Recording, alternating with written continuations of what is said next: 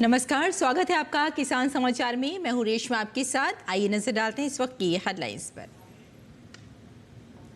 प्रधानमंत्री नरेंद्र मोदी ने मासिक कार्यक्रम मन की बात के माध्यम से देश की सफलताओं पर की चर्चा। प्रधानमंत्री ने कहा, नक्सली संगठन के लोग पहले बंदूक थामे हुए थे, अब थाम चुके हैं मछली पकड़ने वाला जाल।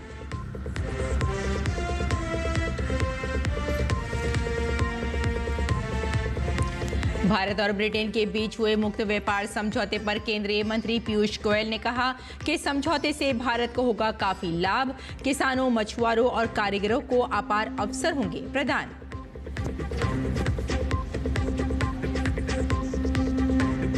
औद्योगिक विकास की नई इबारत लिख रहा है बिहार। बिहार के ड्राई पोर्ट से 7,000 लोगों को रोजगार मिलने के खुले रास्ते। मखाना, लेदर, सब्जी, फल आदि के आयात निर्यात में भी मिलेगी मदद।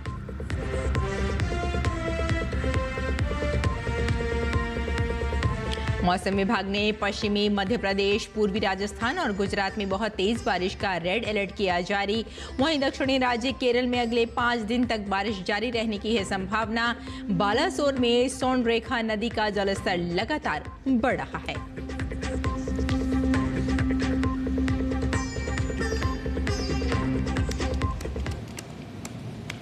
और आइए अब समाचारों पर डालते हैं विस्तार से नजर। प्रधानमंत्री नरेंद्र मोदी ने आज आकाशवाणी पर मन की बात कार्यक्रम में देश और दुनिया के लोगों के साथ अपने विचार साझा किए। इस मासिक रेडियो कार्यक्रम की 124वीं कड़ी में प्रधानमंत्री ने झारखंड के गुमला जिले के ओम प्रकाश साहू का जिक्र करते हुए कहा कि ओम प्रकाश ने हिंसा का रास्ता छोड़कर मछली पालन शुरू किया और अपने कई साथियों को भी इसके लिए प्रेरित किया। जब प्रधानमंत्री मत्स्य संपदा योजना आई तो उन्हें नई ताकत मिली। ओम प्रकाश साहू जी नाम के एक युवक ने हिंसा का रास्ता छोड़ दिया। उन्होंने मछली पालन शुरू किया, फिर अपने जैसे कई साथियों को भी इसके लिए प्रेरित किया। उनके इस प्रयास का असर भी हुआ। जो पहले बंदूक थामे हुए थे, अब मछली पकड़ने वाला जाल थाम चुके हैं। साथियों, ओम प्रकाश साहू जी की शुरुआत आसान नहीं थी। विरोध हुआ, धमकियां मिली, लेकिन हौसला नहीं टूटा। जब प्रधानमंत्री मत्स्य संपदा योजना आई तो उन्हें नई ताकत मिली। सरकार से ट्रेनिंग मिली, तालाब बनाने में मदद मिली और देखते देखते गुमला में मत्स्य क्रांति का सूत्रपात हो गया। आज बासिया ब्लॉक के 150 से ज्यादा परिवार मछली पालन से जुड़ चुके हैं। कई तो ऐसे लोग हैं जो कभी नक्सली संगठन में थे, अब वे गांव में ही सम्मान से जीवन जी रहे हैं और दूसरों को रोजगार दे रहे हैं। भारत और ब्रिटेन के बीच हुए मुक्त व्यापार समझौते पर केंद्रीय मंत्री पीयूष गोयल ने कहा कि इस समझौते से भारत को काफी लाभ होगा, किसानों, मछुआरों और कारीगरों को अपार अवसर प्रदान होंगे।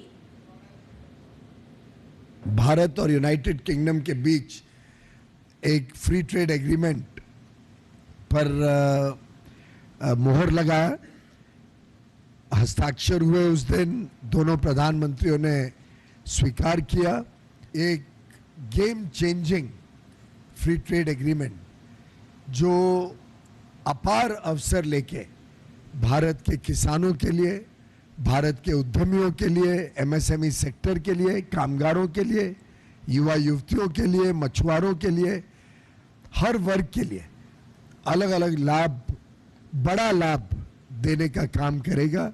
एक बहुत बड़ा संदेश लेकर ये फ्री ट्रेड एग्रीमेंट और इसके तहत जो लाभ भारत को मिलेगा वो हम सब आगे आने वाले वर्षों में देखेंगे। उन्होंने कहा कि मुक्त व्यापार समझौते की सबसे बड़ी उपलब्धि है कि डबल कंट्रीब्यूशन कंसेशन एग्रीमेंट के जरिए जिस भी देश के साथ भारत व्यापार करेगा उससे वहां काम करने वाले कर्मचारियों को पहले ही अपेक्षा वेतन सहित अन्य लाभ मिलने में सहायता मिलेगी। एक बहुत बड़ी उपलब्धि इस एफटीए की रही है डबल कंट्रीब्यूशन कन्वेंशन एग्रीमेंट। अनुमान है यूके अकेले में आज लगभग 1 लाख लोग ऐसे शॉर्ट टर्म अपनी सर्विसेज देने के लिए काम कर रहे हैं। ऐसे लोगों का लगभग 25% तनख्वाह का नुकसान हो जाता था, क्योंकि वो यूके की सोशल सिक्योरिटी में पे करना पड़ता था 12.5% एम्प्लॉय को, 12.5% एम्प्लॉयर को। अब हमने ये डबल कंट्रीब्यूशन कन्वेंशन एग्रीमेंट के तहत इन सभी को 3 साल तक के लिए, जो ये पैसा पूरी तरीके से बर्बाद हो जाता था, उनको कुछ वापस नहीं मिलता था, अब वो पैसा वो भारत में प्रोविडेंट फंड अकाउंट में ईपीएफओ में भरेंगे और एम्प्लॉइज प्रोविडेंट फंड उनका सुरक्षित रहेगा। और एनडीए के नेतृत्व में बिहार विकास के पथ पर लगातार आगे बढ़ रहा है। केंद्र सरकार और राज्य सरकार मिलकर यहां उद्योग को बढ़ावा दे रहे हैं। इसी का एक उदाहरण है बिहार का पहला ड्राई पोर्ट यानी सूखा बंदरगाह, जिसे बिहटा में खोला गया है।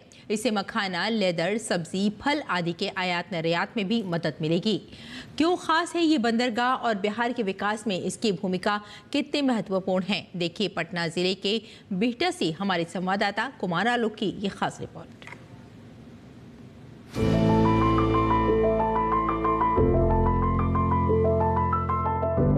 कभी बीमारू राज्य कहा जाने वाला बिहार आज औद्योगिक विकास की परिकल्पनाओं के सारे मिथक तोड़ विकास की नई इबारत लिख रहा है। ड्राई पोर्ट यानी सूखा बंदरगाह की तस्वीरें बिहार की बदलती छवि का जीता जागता उदाहरण है। पटना जिले के बिहटा में आप इस ड्राई पोर्ट के कैंपस में आएंगे तो आपको बिहार के औद्योगिक विकास की नई तस्वीर नजर आएगी। यह बंदरगाह केवल बिहार ही नहीं बल्कि झारखंड और उत्तर प्रदेश के अलग अलग हिस्सों के छोटे बड़े व्यापारियों के लिए भी विदेश में आसानी से व्यापार करने की राह खोलेगा। उद्योग जगत से जुड़े लोगों का कहना है कि ड्राई पोर्ट उद्योग की राह आसान बनाएगा, जिससे विदेश में भी व्यापार को बढ़ावा मिलेगा। बिहार से जो भी इंपोर्ट्स एक्सपोर्ट्स होगा वो इसी लोकेशन से हो जाएगा एंड हमारे जो बिजनेस जो कम्युनिटीज हैं जो एग्जिम बिजनेस में हैं उनको किसी तरह की कोई परेशानी नहीं होगी। इस ड्राई पोर्ट के खुल जाने से व्यापारियों के साथ साथ 250 लोगों को स्थानीय स्तर में रोजगार मुहैया हो रहा है। साथ ही आगे 7000 लोगों को इससे रोजगार मिलने के रास्ते खुल गए हैं। जो लोग बाहर काम कर रहे थे आज के डेट में बिहार में काम कर रहे हैं और काफी अच्छे से रोजगार की संभावनाएं काफी बड़ी हैं। बिहार से पलायन की बड़ी वजह बेरोजगारी है, लेकिन अब यहाँ नई नई विकास परियोजनाओं से रिवर्स माइग्रेशन देखने को मिल रहा है। हमारे बिहार में इस तरह का ड्राई पोर्ट बन गया है तो हम अपना यहीं पे काम कर रहे हैं और यहीं पे पैसा बच रहा है मेरा। बिहार भी बहुत आगे डेवलप कर रहा है और बिहार में भी बहुत अच्छा सर इंडस्ट्रीज आए हैं। बिहटा में सर हम लोग का ये जो आईसीडी है ये भी एक बहुत बड़ा इंडस्ट्री अब बनने जा रहा है। बिहार पूरे भारत में 0.5% आयात निर्यात करता है। ये सुविधा हो जाने से अब 10% तक आयात निर्यात होने की उम्मीद लगाई जा रही है। बिहार से मुख्य तौर पर मखाना, लेदर, सब्जी, फल और विभिन्न प्रकार के फलों के पाउडर की सप्लाई होती है, जिसमें केला, प्याज प्रमुख हैं। इनलैंड कंटेनर डिपो यानी आईसीडी के बिहार में खुल जाने के बाद अब बिहार का रेवेन्यू दूसरे राज्यों में नहीं जाएगा बल्कि बिहार को ही वो रेवेन्यू मिलेगा। साथ ही साथ निर्यात में भी बिहार का प्रतिशत और तेजी से आगे बढ़ेगा। कैमरामैन विनोद ओझा के साथ कुमार आलोक, डीडी न्यूज, बिहटा। अगली खबर का रुख करते हैं। भारत ब्रिटेन व्यापार समझौते में शून्य शुल्क सूची में सेब को बाहर करने के लिए अल्ताफ ठाकुर ने पीएम मोदी की सराहना की। उनका कहना है कि यह कदम कश्मीरी उत्पादकों को अनुचित प्रतिस्पर्धा और बाजार में बाढ़ से बचाएगा। भाजपा के जम्मू कश्मीर प्रवक्ता अल्ताफ ठाकुर ने हाल ही में हुए भारत ब्रिटेन व्यापार समझौते में सेब को शून्य शुल्क श्रेणी से बाहर करने के प्रधानमंत्री नरेंद्र मोदी के फैसले की सराहना की। उन्होंने इसे किसान प्रथम दृष्टिकोण बताया, जो कश्मीर के बागबानी क्षेत्र को संभावित बाजार व्यवधान से बचाएगा। यूनाइटेड किंगडम के साथ मुक्त व्यापार समझौते FTA चर्चा के हिस्से के रूप में सेब को जानबूझकर शून्य आयात शुल्क के लिए पात्र वस्तुओं की सूची से बाहर रखा गया था, जिससे भारत के घरेलू सेब उत्पादकों के लिए टैरिफ संरक्षण जारी रहा। फैसले को दूरदर्शी और ज़मीनी हकीकत से जुड़ा हुआ बताते हुए ठाकुर ने कहा, सेब को शून्य टैरिफ सूची से बाहर करना एक मास्टर स्ट्रोक है। ये भारतीय बाजारों में विदेशी सेब की डंपिंग को रोकेगा और इस क्षेत्र पर निर्भर लाखों कश्मीरी उत्पादकों की आजीविका की रक्षा करेगा। उन्होंने बताया कि कश्मीर के सेब उद्योग को हाल के वर्षों में आयातित किस्मों से प्रतिस्पर्धा के कारण गंभीर आर्थिक तनाव का सामना करना पड़ा है, जो अक्सर कम कीमतों पर बेची जाती हैं, जिससे स्थानीय मांग प्रभावित होती है। उन्होंने कहा, ये बहिष्कार उन चिंताओं का सीधा जवाब है और भारतीय किसानों की सुरक्षा के लिए मोदी सरकार की प्रतिबद्धता की एक साहसिक पुष्टि है। किसानों को उनकी उपज के उचित मूल्य दिलाने के लिए सरकार द्वारा राष्ट्रीय कृषि बाजार ई-नाम पोर्टल शुरू किया गया है।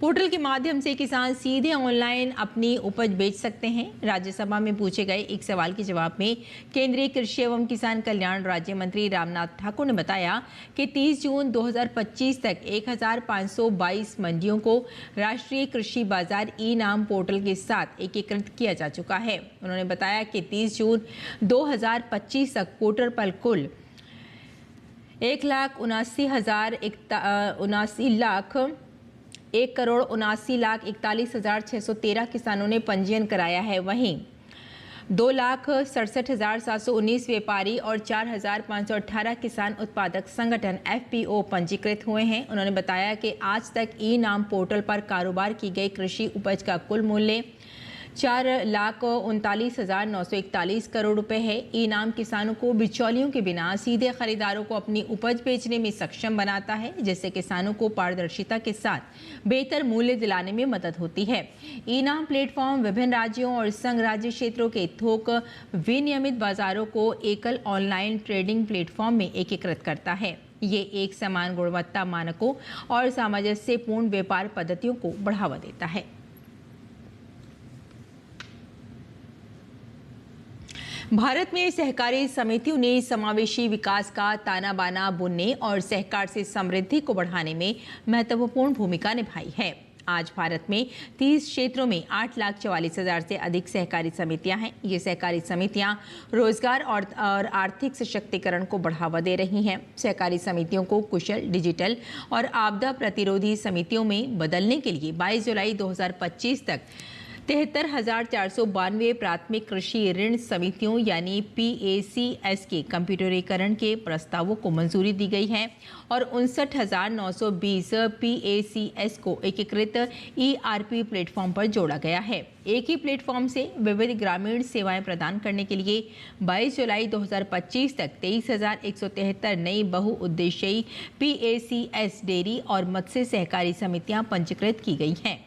जैम पर 667 सहकारी समितियों को खरीदार के रूप में पंजीकृत किया गया है और 31 मार्च 2025 तक सहकारी समितियों द्वारा 319 करोड़ से अधिक रुपए के 2,986 लेन देन हुए हैं। राष्ट्रीय सहकारी निर्यात लिमिटेड ने 8,863 सहकारी समितियों को शामिल किया है, जिनके माध्यम से 27 देशों को 5,239 करोड़ रुपए से अधिक मूल्य की कृषि वस्तुओं का सफलतापूर्वक निर्यात किया गया है। महाराष्ट्र के मुख्यमंत्री देवेंद्र फडणवीस ने शुक्रवार को कृषि भवन में केंद्रीय कृषि एवं किसान कल्याण मंत्री शिवराज सिंह चौहान से मुलाकात की। मुलाकात के बाद शिवराज सिंह चौहान ने तस्वीरें साझा करते हुए कहा कि महाराष्ट्र के मुख्यमंत्री देवेंद्र फडणवीस अपनी टीम सहित कृषि भवन पधारे थे। इस दौरान हमने कृषि और ग्रामीण विकास से संबंधित विभिन्न विषयों पर सार्थक चर्चा की। उन्होंने कहा कि देवेंद्र जी कल्पनाशील मस्तिष्क के धनी हैं। उनके नेतृत्व में महाराष्ट्र में किसानों के कल्याण, गांवों के उत्थान और महिलाओं के सशक्तिकरण के अनेक काम हो रहे हैं। हमारी भेंट काफ़ी सकारात्मक और सार्थक रही है। महाराष्ट्र निरंतर आगे बढ़े और विकसित भारत के संकल्प में अग्रणी योगदान देता रहे। इसके लिए केंद्र और राज्य सरकार मिलकर कार्य करेगी। भारत मालदीव ने मत्स्य पालन और जलीय कृषि के क्षेत्र में द्विपक्षीय सहयोग बढ़ाने के लिए एक समझौता ज्ञापन पर हस्ताक्षर किए हैं। ये समझौता ज्ञापन प्रधानमंत्री नरेंद्र मोदी के मालदीव यात्रा के दौरान भारत और मालदीव के बीच आदान प्रदान किए गए 6 समझौता ज्ञापनों का हिस्सा है। इस साझेदारी का मकसद ट्यूना और गहरे समुद्र में मत्स्य पालन को बढ़ावा देना, जलीय कृषि और सतत संसाधन प्रबंधन को मजबूत करना, मत्स्य पालन पर आधारित पारिस्थितिक पर्यटन को बढ़ावा देना और दोनों देशों के बीच नवाचार और वैज्ञानिक अनुसंधान को बढ़ावा देना है। इस पहल के तहत मालदीव कोल्ड स्टोरेज से जुड़ी ढांचागत व्यवस्था में निवेश करके और हैचरी विकास, बेहतर उत्पादन क्षमता और संवर्धित प्रजातियों के विविधीकरण के जरिए जलीय कृषि क्षेत्र को मजबूत करते हुए अपनी मत्स्य प्रसंस्करण क्षमताओं का विस्तार करेगा। ये समझौता ज्ञापन प्रशिक्षण और ज्ञान आदान प्रदान कार्यक्रमों को भी आसान बनाएगा, जिसमें जलीय पशु स्वास्थ्य, जैव सुरक्षा जांच, जलीय कृषि फॉर्म प्रबंधन और रेफ्रिजरेशन, यांत्रिक अभियांत्रिकी और समुद्री अभियांत्रिकी जैसे खास तकनीकी क्षेत्रों में क्षमता निर्माण पर ध्यान केंद्रित किया जाएगा, ताकि इस क्षेत्र में दीर्घकालिक कौशल विकास को बढ़ावा दिया जा सके।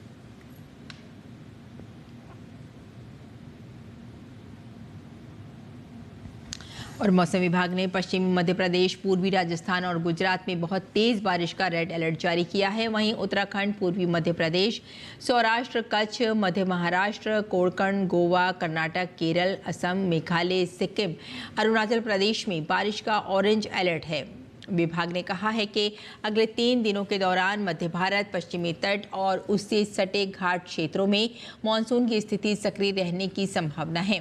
हिमाचल प्रदेश में भी 29 जुलाई तक 4 जिलों चंबा, कांगड़ा, मंडी और कुल्लू के कुछ इलाकों में भारी से बहुत भारी बारिश का ऑरेंज अलर्ट जारी किया गया है। दक्षिणी राज्य केरल में अगले 5 दिन तक बारिश जारी रहने की संभावना है। आज 50 से 60 किलोमीटर प्रति घंटे की रफ्तार से तेज हवाएं भी चल सकती हैं। तेज हवाओं और समुद्र में उथल पुथल के कारण 30 जुलाई तक केरल, कर्नाटक, लक्षद्वीप तटों पर मछली पकड़ने से मना किया गया है।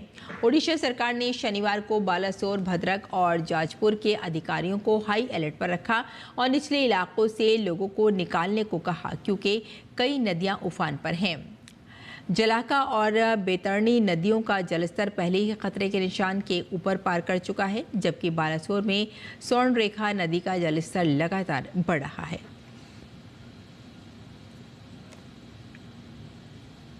और आइए अब जान लेते हैं मंडी भाव के बारे में।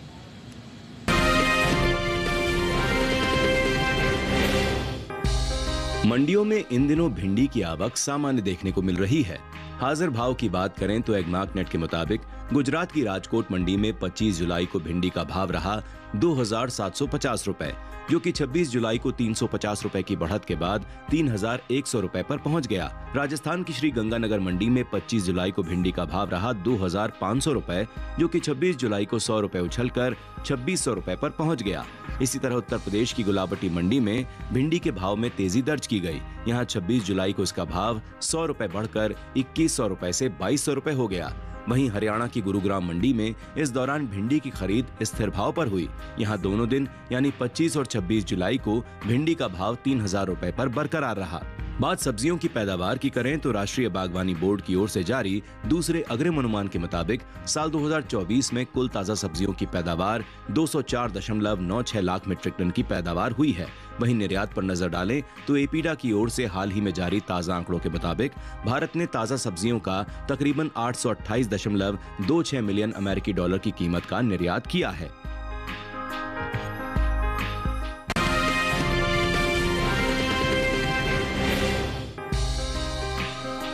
मंडियों में इन दिनों सेब की आवक सामान्य है। हाजिर भाव की बात करें तो एग्मार्कनेट के अनुसार हिमाचल प्रदेश की कांगड़ा मंडी में इस दौरान सेब के भाव में भारी कमजोरी देखी गई। यहाँ 25 जुलाई को इसका भाव रहा 12,000 रुपए, जो कि 26 जुलाई को 2,000 रुपए लुढ़क कर 10,000 रुपए पर आ गया। इसी तरह उत्तर प्रदेश की बदायूं मंडी में भी सेब की खरीद में हल्की गिरावट दर्ज की गई। यहाँ 25 जुलाई को इसकी कीमत थी 13,380 रुपए, जो कि 26 जुलाई को 60 रुपए गिरकर 13,320 रुपए रह गई।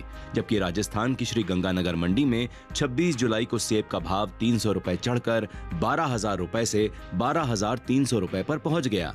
वहीं हरियाणा की गुरुग्राम मंडी में बीते 2 दिन यानी 25 और 26 जुलाई को सेब का भाव 9,000 रुपए क्विंटल पर बना रहा। वहीं बात सेब की पैदावार की करें तो इस साल घरेलू स्तर पर देश में सेब की पैदावार में बढ़त देखने को मिल सकती है।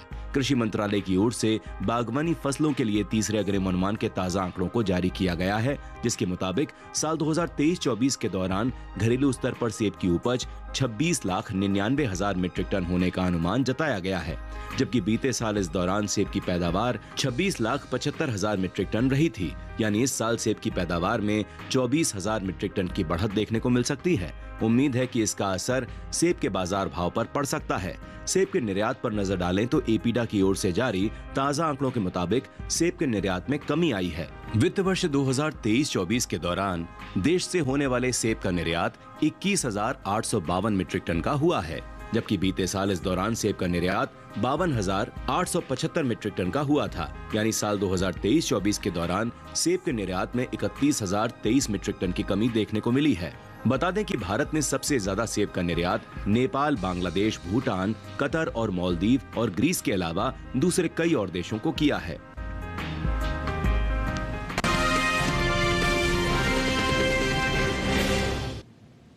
और किसान इस मौसम में कैसे रखें अपनी खेती का ख्याल, आइए जान लेते हैं। नमस्कार, आप देख रहे हैं डीडी किसान।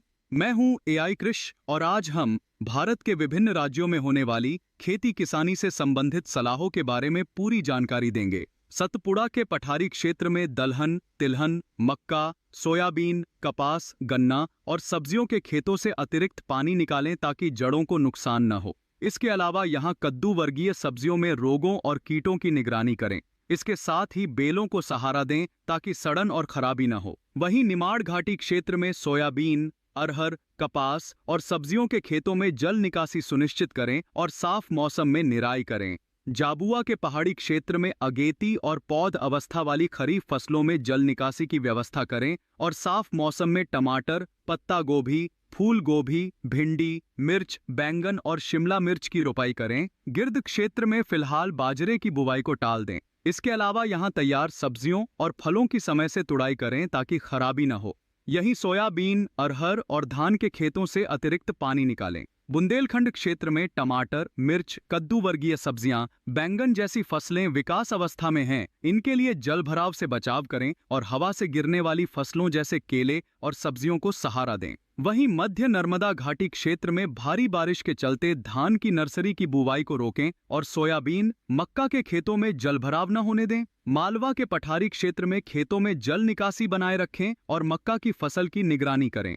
कैमूर के पठारी और सतपुड़ा के पहाड़ी क्षेत्र में भारी बारिश से धान की नर्सरी को नुकसान हो सकता है। ऐसे में किसान नर्सरी से जल निकासी की उचित व्यवस्था करें। यहीं सोयाबीन की बुवाई भारी बारिश थमने के बाद करें। विंध्य के पठारी इलाके में सोयाबीन, धान, मक्का और अरहर के खेतों से अतिरिक्त पानी निकालें और कद्दू वर्गीय फसलों की बेलों को सहारा दें।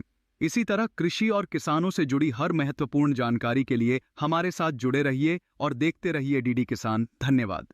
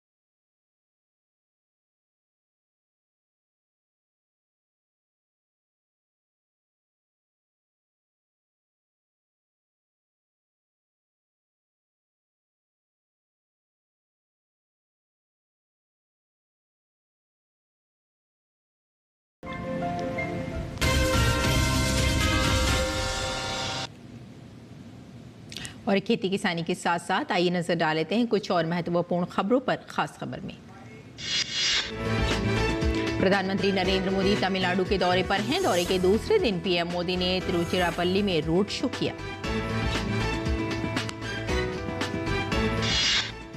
हरिद्वार के मनसा देवी मंदिर में पैदल मार्ग पर आज एक बड़ा हादसा हो गया। मंदिर के पैदल मार्ग पर बिजली का तार टूटने के कारण करंट फैल गया, जिसके कारण भगदड़ मच गई। इस हादसे में अब तक 6 लोगों के मारे जाने की पुष्टि हो गई है। बिहार के मुख्यमंत्री नीतीश कुमार ने सफाई कर्मचारियों के हित में बड़ी घोषणा की है। मुख्यमंत्री नीतीश कुमार ने बिहार राज्य सफाई कर्मचारी आयोग के गठन का निर्देश दिया है। जनता दल यूनाइटेड जेडीयू के कार्यकारी अध्यक्ष और सांसद संजय कुमार झा ने बिहार राज्य सफाई कर्मचारी आयोग के गठन के फैसले को ऐतिहासिक बताया है। उन्होंने कहा कि आयोग के गठन से सफाई कर्मचारियों के सामने आने वाली समस्याओं और चुनौतियों का समाधान में मदद मिलेगी।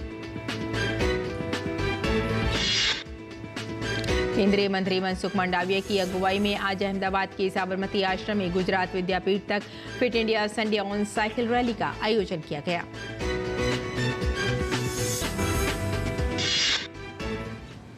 तो किसान समाचार में फिलहाल इतना ही। अनुमति दें। नमस्कार।